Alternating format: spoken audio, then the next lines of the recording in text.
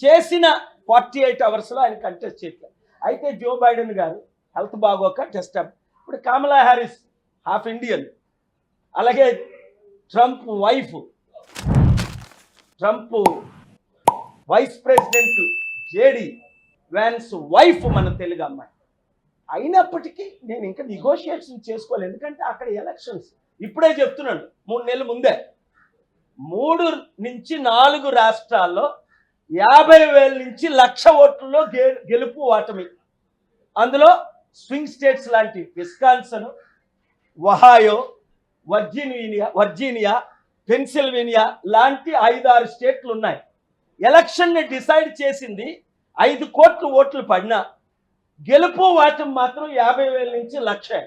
So అదే ఒహాయోలో నా మీటింగ్కి వాషింగ్టన్ డీసీలో 17 లక్షలు ఎలాగ వచ్చారో ఒహాయోలో 1,00,000 మంది వచ్చారు. 50 రాష్ట్రాల్లో 50 లక్షలు వచ్చారు.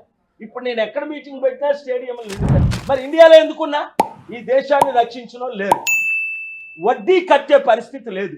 తెలంగాణ అప్పు 7 లక్షల కోట్లు అయితే, ఆంధ్ర అప్పు 13 లక్షల కోట్లు అయితే, దేశ అప్పు 240 లక్షల కోట్లు. వడ్డీ కట్టగలుగుతున్నారా? ఇదంతా బబుల్ ఎకానమీ. ఎప్పటికైనా చరిత్రలో మిగిలిపోయింది హీరోగా నేనే. ఈ 10 పార్టీల మాట ఈయన పవన్ కళ్యాణ్ కాదు, ప్యాకేజ్ స్టార్లు మిగిలిపోరు. ఎందుకంటే పవర్ కొరకు ఎవడైనా అమ్ముడుపోయాడు. నేను అమ్ముడుపోయానా? ఇదే మిత్రులు మోదీ గారు నాకు ఎంపీ రాజ్యసభ ఇచ్చి ఫారెన్ మినిస్టర్ ఇస్తానంటే తీసుకున్నానా? మీ ముందే కాదన్నా. పెద్దిరెడ్డి గారు, రూపాలా గారు అందరూ ఉంటుండే. ఎందుకు? ఈ అవినీతి పార్టీలకు అమ్ముడుపోవడానికి సిద్ధం. నేను సేవ చేస్తాను, నన్ను వాడుకోండి అంతే. డబ్బులు తీసుకొస్తాను, కంపెనీలు తీసుకొస్తాను, అభివృద్ధి చేస్తాను. ఛాలెంజ్ చేసి తెచ్చాను.